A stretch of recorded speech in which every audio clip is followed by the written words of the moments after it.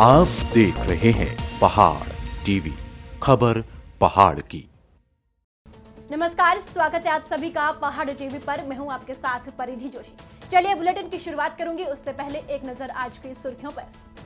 उत्तराखंड में कल कोरोना के 3,626 नए मामले आए सामने। उत्तराखंड में कोरोना मरीजों का आंकड़ा पहुंचा 3,07,566। वहीं उत्तराखंड में 2,33,266 लोग स्वस्थ होकर हो चुके हैं डिस्चार्ज। अभी भी उत्तराखंड में 63,373 केस एक्टिव। वहीं कल कोरोना से 70 मरीजों की हुई मौत। बागेश्वर जिले की कपकोट विधानसभा में कोविड टीकाकरण को लेकर दूर दराज से लोग पहुंच रहे हैं। बागेश्वर जिले के सभी टीकाकरण शिविर में रजिस्ट्रेशन पूर्ण होने पर कपकोट स्थित शिविर में लोगों द्वारा रजिस्ट्रेशन कराया गया। वैक्सीन लगाने आए लोगों ने बताया कि बागेश्वर में रजिस्ट्रेशन पूर्ण होने से 80 किलोमीटर दूर से आकर वैक्सीन लगाने के लिए आने में बहुत फजीयत हुई है। एक तरफ जहां टैक्सी संचालन बंद है, वहीं दूसरी ओर बुकिंग करने पर टैक्सी चालक मनमाने दाम वसूल रहे हैं, जिसका भुगतान मजबूरन उन्हें करना पड़ रहा है। बागेश्वर में रजिस्ट्रेशन फुल होने के कारण जो है हमने कपकोट पर रजिस्ट्रेशन करवाया और हमें 80 किलोमीटर दूर से यहाँ आना पड़ा वैक्सीनेशन करवाने के लिए। और एक तरफ जो ये टैक्सी संचालन पूर्ण रूप से बंद है, तो लेकिन हमें टैक्सी बुक करके हमें आना पड़ा क्योंकि हमारी मजबूरी हो गई है, जिस कारण टैक्सी वाले जो है मनमाना किराया भी वसूल कर रहे हैं। हमारी मजबूरी हो गई है देना, तो कृपया सरकार से निवेदन है कि जरा इस ओर भी ध्यान दें। कोरोना के कारण हरिद्वार समेत पूरे उत्तराखंड के ट्रैवल कारोबारी आर्थिक तंगी की मार झेल रही हैं। इस कोरोना से जुड़े गाड़ी चालकों को घर चलाना भी मुश्किल हो रहा है। इस मुश्किल संकट में हरिद्वार के कुछ ट्रैवल कारोबारी आगे आए हैं। हरिद्वार बस स्टैंड पर टैक्सी यूनियन से जुड़े ट्रैवल कारोबारियों ने ऐसे 50 चालकों को राशन बांटकर थोड़ी मदद करने की पहल की। इस दौरान ट्रैवल कारोबारियों ने कहा कि कोरोना के कारण पिछले 1 साल से वो आर्थिक मंदी की मार झेल रहे हैं। सरकार द्वारा उन्हें कोई राहत नहीं मिल रही है। वितरण करा जा रहा है। ये टैक्सी मैक्सी क्या है, ये एक संस्था है। संस्था के द्वारा आपस में सहयोग किया जा रहा है, जिसमें कि जो हमारे ड्राइवर भाई हैं, आर्थिक स्थिति बहुत ख़राब हो चुकी है। ना वो किसी को मांगने के ले गए, ना किसी को कोई सहयोग करने के ले गए। इसी मारे आज हम लोगों ने आपस में एकत्रित होकर एक संस्था के द्वारा इकट्ठा करके सारा जो है ये ड्राइवरों को राशन वितरण करने की जो है प्रतिक्रिया की। लगभग आज हम शुरुआत कर रहे हैं 50 आदमियों से। इसमें कई संस्थाएँ हैं। एक अनिल अरोड़ा जी हैं और ज्वालापुर से दुर्गेश जी हैं, और टैक्सी मैक्सी ट्रांसपोर्ट एसोसिएशन है, और टैक्सी स्टैंड है, tour operator association of Uttarakhand है। रामनगर में राजीव गांधी की पुण्यतिथि पर कांग्रेस कार्यकर्ताओं द्वारा एक एम्बुलेंस कोविड-19 से ग्रसित मरीजों के लिए एक निःशुल्क सेवा का शुभारंभ किया, जिसमें आसपास के क्षेत्रों में कोरोना संक्रमित मरीजों को कोविड-19 अस्पताल के आवागमन हेतु निःशुल्क सुविधा दी जाएगी। एम्बुलेंस के अंदर स्ट्रेचर, ऑक्सीजन और दवाइयों की व्यवस्था भी की गई है। पहाड़ों में लगातार हो रही बारिश से गंगा नदियां सभी उफान पर है। लक्सर के बालावाली में नीलधारा गंगा में कल सुबह अचानक पानी बढ़ने से बच्चे, महिला, पुरुष सहित लगभग 60 लोग गंगा के बीच टापू पर फंस गए। आपको बताते चले कि बाहरी राज्यों के कुछ परिवार यहां आकर लक्सर के पास से गुजर रही नीलधारा गंगा में तरबूज और सब्जी की खेती करते हैं। सूचना मिलते ही लक्सर एसडीएम शैलेंद्र सिंह नेगी और सीओ लक्सर सहित भारी पुलिस सहित मौके पर पहुंचे। साथ ही रेस्क्यू करने के लिए एसडीआरएफ की टीम को भी मौके पर बुलाया गया। साथ ही प्रशासन ने हरिद्वार बैराज पर सिंचाई विभाग के अधिकारी से बात कर पानी का बहाव कम करवाया। 6 घंटे की बड़ी मशक्कत के बाद पानी में फंसे लोगों और जानवरों को सकुशल बाहर निकाला गया। आज सुबह हमें सूचना मिली कि यहाँ पर जो बालावाली हमारा बॉर्डर है, जो कि उत्तर प्रदेश और हमारा हरिद्वार जिले से लगा हुआ है, यहाँ पर गंगा नदी का जलस्तर बढ़ने से जो 2 नदी की धाराओं के बीच में जो खाली जगह होती है, वहाँ पर कुछ लोग जो है फंसे हुए हैं। तो सूचना मिलते ही हमने पुलिस कंट्रोल रूम और जो आपदा कंट्रोल रूम है उसको सूचना दे करके जो आवश्यक व्यवस्थाएँ हैं वो सुनिश्चित करवाई। सबसे पहले तो इसमें ज़रूरी था कि जो जलस्तर है उसको, नदी का जलस्तर को घटाया जाए। तो जो बैराज है वो उत्तर प्रदेश सिंचाई के अंडर में है, तो जो वहाँ पर नन्नीत वर्धन आदिवासी अभियंता रुड़की हैं, उनको मेरे द्वारा व्यक्तिगत तौर से फ़ोन करके कहा गया कि आप जो है भीमगौड़ा बैराज से जलस्तर को जरा नियंत्रित कर लीजिए। उनके द्वारा तत्काल ही जो है जो गंगा नहर का क्षेत्र है उसमें जलस्तर को बढ़ा करके नदी का जलस्तर घटाया गया। इसकी सूचना मैंने अपर जिलाधिकारी महोदय को भी दी कि आप अपने स्तर से इसको देख लें। साथ साथ में हमने जल पुलिस और एसडीआरएफ को भी तत्काल सूचना दी कि आप अपने स्तर से जो बोट है और अपनी जो टीम है, प्रशिक्षित टीम है, उसको मौके पर भेज दें, क्योंकि हमारे पास मौके पर रेस्क्यू करने के लिए प्रशिक्षित लोगों की जरूरत है। मालदीव में 2 दिनों से लगातार हो रही बारिश ने घरों और दुकानों को ताला बनाकर रख दिया है।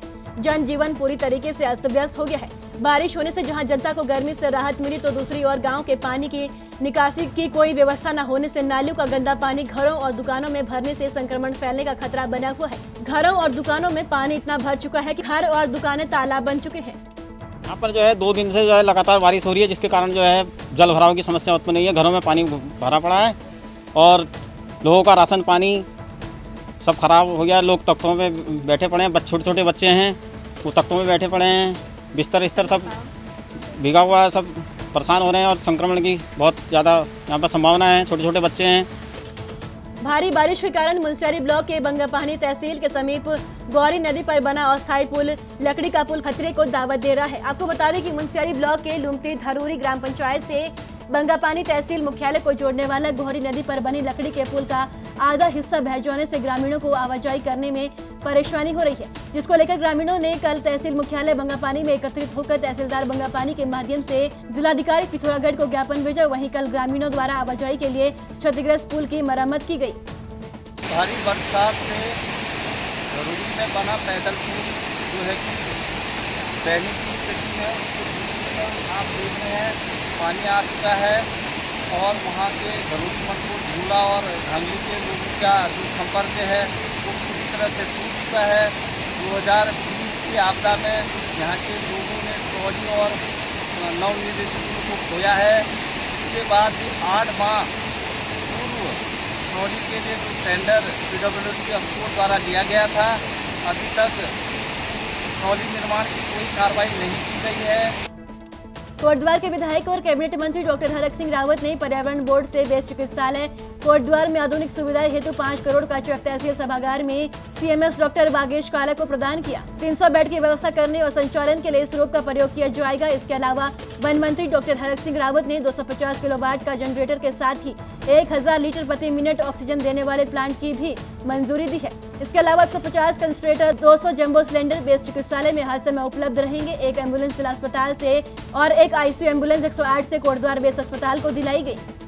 देखिए, कोटद्वार बेस चिकित्सालय को 300 बेड का चिकित्सालय के रूप में आधुनिक सुविधाओं के साथ संचालित करने के लिए इस कोविड महामारी में हमने महसूस किया 300 बेड पे ऑक्सीजन की व्यवस्था हो, जिसमें 10 ICU पहले से हैं, 4 ICU पहले से चल रहे थे, तो 14 ICU हमारे 10 नए ICU और 4 पुराने ICU पहले से चल रहे थे। 250 KL का हमने एक जनरेटर केवल ऑक्सीजन प्लांट को चलाने के लिए इनको दिए हैं। 500 KL का PM का LPM का ऑक्सीजन प्लांट लगाने के लिए, उसके ऑक्सीजन लाइन बिछाने के लिए, बेड के लिए, एम्बुलेंस के लिए, इन सब के लिए 5 करोड़ की धनराशि आज पर्यावरण बोर्ड की ओर से बेस चिकित्सालय के CMS डॉक्टर काला को हमने सौंपे हैं।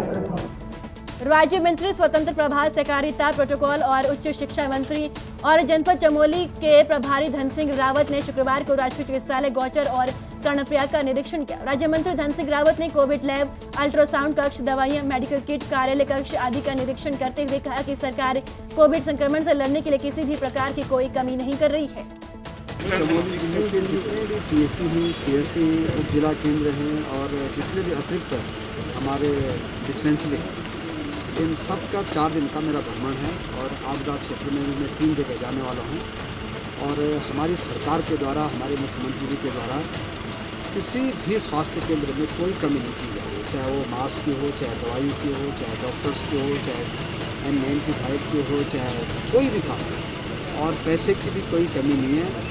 और अब घर घर के लिए दवाई देने का काम भी हमारी सरकार ने निर्णय कर दिया है कि प्रत्येक घर घर को दवाई दी जाए।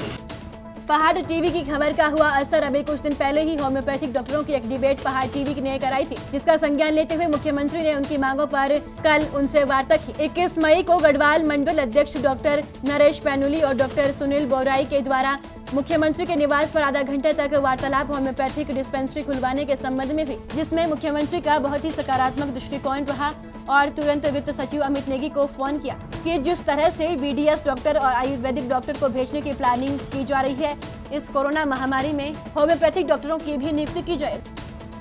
पहाड़ परिवर्तन समिति पूरे राज्य के प्रत्येक न्याय पंचायत तक इंफ्रारेड टेम्परेचर मीटर, ऑक्सीमीटर और अन्य जरूरी दवाओं का वितरण कर रही है। इसी क्रम में पहाड़ परिवर्तन समिति की टीम द्वारा कल बागेश्वर जिले के गरुड़ ब्लॉक की लोम्बाच न्याय पंचायत में गांव-गांव जाकर प्रत्येक व्यक्ति का ऑक्सीजन लेवल और बॉडी टेम्परेचर चेक कर जरूरी दवाओं और मास्क, सैनिटाइजर का वितरण किया। ऐसे जहाँ पर चिकित्सालय नहीं है, तो इन तमाम क्षेत्रों में जो कोरोना महामारी के लिए हमारे जो प्रदेश की आम जनता, ये है मेरा उत्तराखंड।